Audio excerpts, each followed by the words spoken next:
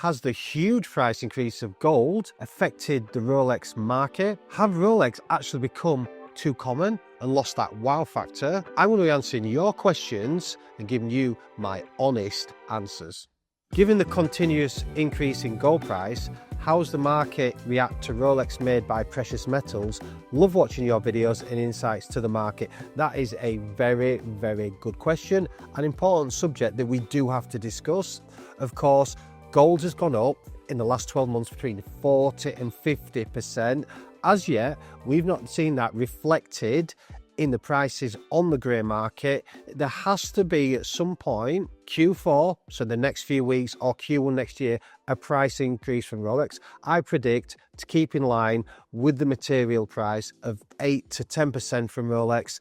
But at the minute, what does that mean? Absolute bargains to be had on the grey market, which includes the steel and golds and the gold models. For example, this watch here, the absolutely iconic Rolex Submariner Bluesy. This is the latest reference from Rolex. It's the 126. We're selling this watch for £12,450. The retail price from Rolex is £14,950. We can sell you this watch under list price. This is slightly older. The new ones we still sell for less than list price. So what does that tell you about the bargains? And let's have a look at this one here. Of course, this is discontinued. It is the John Mayer. It is the full 18 karat yellow gold. What a watch this is, let me tell you. But there are full gold watches, and we've always said, you know, do not buy this watch from your Rolex authorized dealer. You can buy it cheaper on the grey market. You know, do not do the dance. Look on the grey and buy the watch on the day. But does that now change with the gold price increase? Does that now not look like a really good value for money? Well, in my opinion, considering, you know, if you're looking for something like an evening weekend watch, you could buy a full gold watch. You could buy a full gold day date, one of my personal favorites, you know, the 40 or 36 millimeter. You can buy a steel and gold watch, a Bluesy, a Daytona, the steel and gold. You know, these are now list or under list watches. When that price increase comes from Rolex, it will slightly affect the grey market. Not considerable, but it will a little bit. But it is changing. You know, look at the outside influences of gold. And this is why it's important to follow the market and look at what's actually going on, because it's not just what's going on within the grey market. The big outside influences like the gold prices has to affect the grey market at some point. The next question, which leads on nicely, is I want to know more about Rolex gold watch. Which one represents the best value proposition, and will we see a craze for gold Rolex watches from now on? You can see already the more questions are coming in. It's obviously on your mind. People are now starting to take an interest in gold watches. Ironically, Rolex watches, you know, which is, in my opinion, the best value. If you're wanting something, so the iconic quintessential gentleman's timepiece is the day date. Whether you go from the older references, the 36 mil, the 80s, 90s, 2000, they change slightly to a more solid centerling. For me, I think that's, you know, slightly better watch. Or you want to go for the new 40 mil. I mean, you can pick up a yellow gold 40 millimeter day date with a really nice clean dial, like a Champagne Classic or a white dial, my personal favorite, or even the silver Roman numeral, even more of a personal favorite for me. You can pick one of them up for around 20 to 30% less than the Rolex retail price. Bearing in mind, that's not the price increase yet. We are one due, and that's before it. So I would say around about £40,000 for a yellow gold day date, maybe the 38 to 40. You can pick one up around the 30k mark. I've said to Josh, we need to get more in. We need to buy more day dates. Let's look to stock some, because for me, they are fantastic value for money. And if you didn't want a dress watch, you want a sports professional, for me, it has to be one of two watches.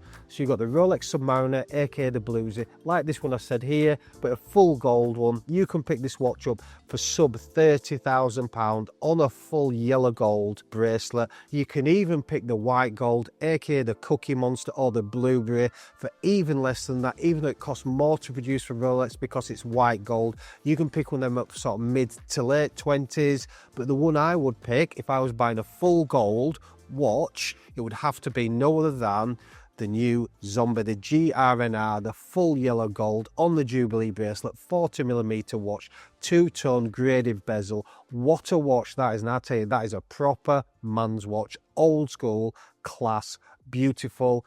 Pick it up, retail price from Rolex, £37,000. You can pick one of them. We supplied one to one of our good clients recently in the early 30s or just a touch over. And what a watch that is. Do you anticipate a change in the way Rolex operate their warranty scheme in the future to safeguard people selling watches on after buying from an AD, i.e. a name is tied to that specific watch and it's warranted for say the first 3 years? Thanks, Simon. Good question actually. I just don't think that'd ever happen. I think having a warranty on the watch and not the person is far more liquid in the current market. People do swap and change their watches. Does that mean if you buy a watch from Rolex and you don't like it, you're going to be married to it for the first 3 years before you actually can move it on? In my opinion, look at the car market, it's the same thing. Once you have a warranty, it is transferable. I think watches is the same thing, it should be transferable. I think it should be able to go with the buyer. I understand obviously your reason is to stop people flipping and selling on, and I do get that, and I know a lot of you guys find that quite annoying, but there are other sides to where people actually do not want the watch anymore, or they have to actually sell the watch for financial reasons, or life's just changed them, or families come along, or they're moving, or buying a house, or whatever. So for me, I always think if it's more liquid, then it's easier to sell, it's more easy to manage on the market. But also as well, it's not really them that are the problem, it's the more people who flip watches, if that's the question you're asking. So it's more, I would say, if Rolex can keep more of a tighter lid on their supply chain, i.e. the clients that buy purely for flipping and purely for profit, then for me, then that's a better way to safeguard it, because then it doesn't really matter, the watch is still going to the right people, and if they choose to sell, they choose to sell. What Rolex models do people not ask for that you think might be special pieces later on? I'd probably go titanium. We don't get requested them that often, so normally when we get them in, they will sell pretty quickly because they are limited. So we've got two in mind. So we've got the Challenge, the massive 50mm. We know they're limited supply. I'm sure each UK authorised dealer, there's about 100 in the UK, only get one of each, and they're obviously given to their VIP clients. The same with the Yachtmaster, the 42mm, that one there, we've had them in again, we've sold them pretty quickly. It's not when we do get requested, but due to the limited number that we know, each AD gets one of each. For me, I think they're probably the best long termers, because you're talking rarity, you're talking less numbers on the market. Yes, it's titanium, it's not a gold watch that we've just mentioned, it's not one that has like value on the actual gold metal, but it is a rare watch. It is one of those watches. I mean, the titanium, I think, just let you guys know, retails about 13k, we sell for about 22, so it's not double list, but nearly there. The Challenge probably less, so I think the retails about 24,000. Them, I think, again, we sell for about 10,000 over list. So they're quite similar numbers. I mean, the Challenge we've actually sold to clients who've actually worn them, believe it or not. We've sized them, I'd say it's more of a collector's piece, but yeah, it's that. For me, we don't get them requested, but if I was putting my money somewhere that I thought that's going to be as safe as you can be in the current market, it would be the two titanium Rolex. I think Rolex watches are now so common that they no longer have the wow factor they used to have. Every man and his dog seems to have one.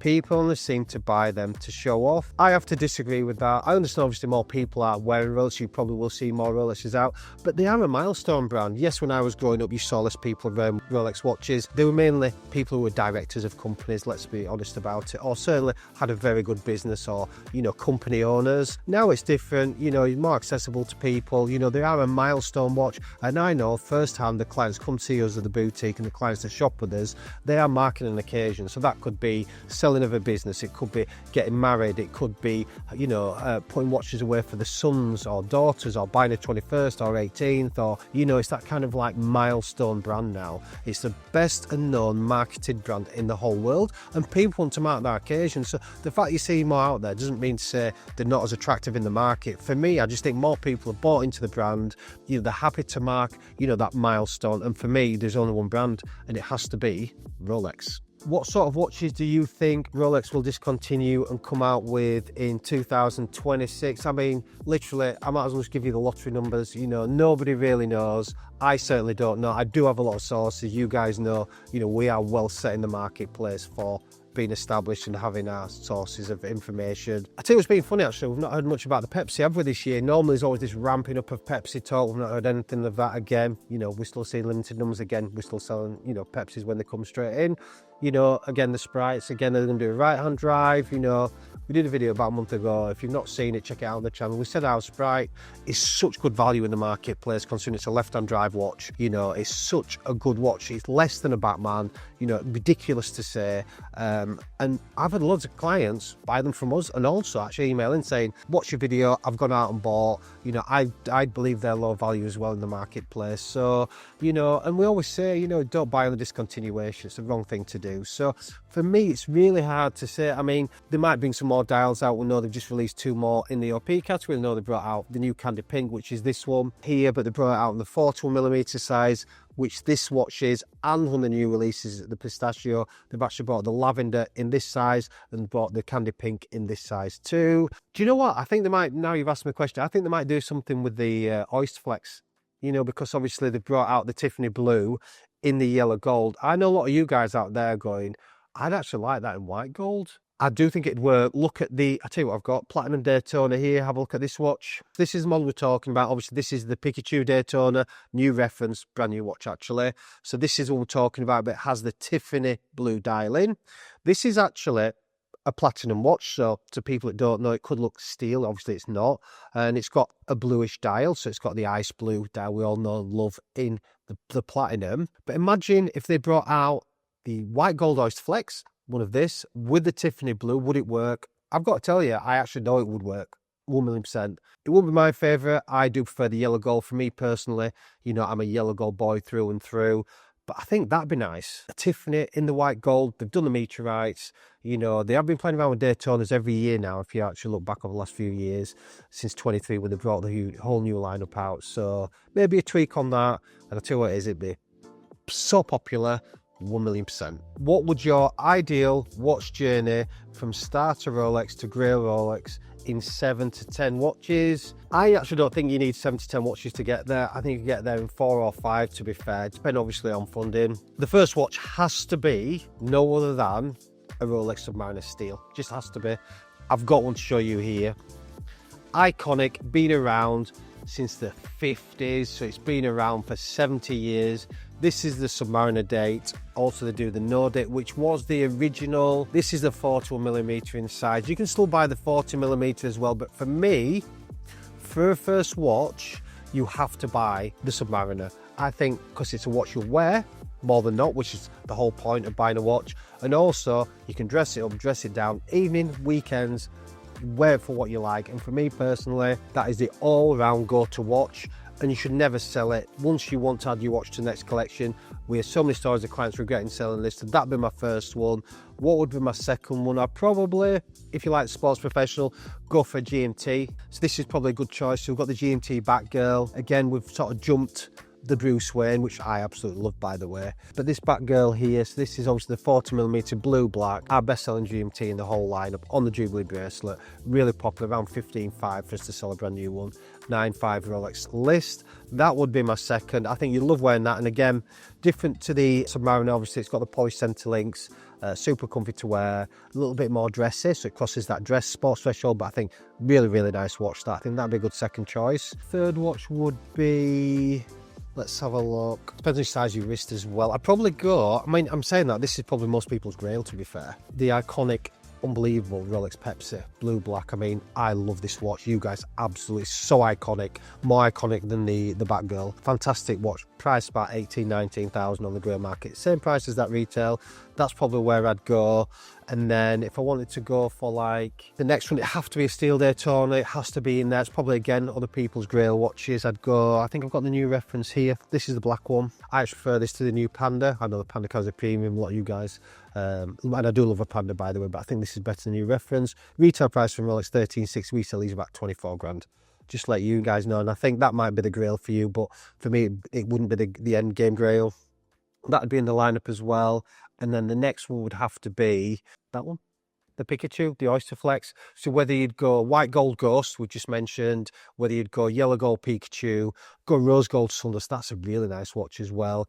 For me, that'd be the end game. Obviously, we can go mad, we can go diamond set, off catalogue, you know, platinum Daytonas, you know what I mean?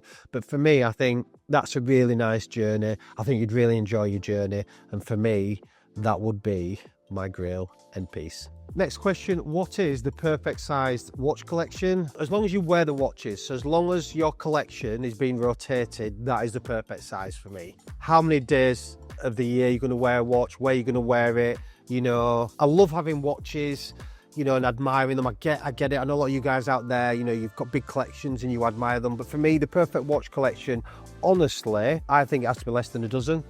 Less than 12 or less, because the thing is, you could have your dailies, rotate them, you could have your evening weekends, you know, you could have your special pieces, weddings, anniversaries, you know, really special watches, and it wouldn't all have to be Rolex. You could throw like a few, I mean, whatever your sort of flavour is, really. I mean, you could have a few Pateks in there, you know, that you could wear for really mega special occasions, you know. I mean, they always say you never own a Patek, you're just a custodian for the next person. Anybody with sort of like a 6 to 10 watch collection, I think it's more than anybody needs. Choose the right watches, dial out the stuff you don't wear. Stuff's in drawers, stuff's in cupboards, stuff that's not working. We see it all the time, clients come to us all the time.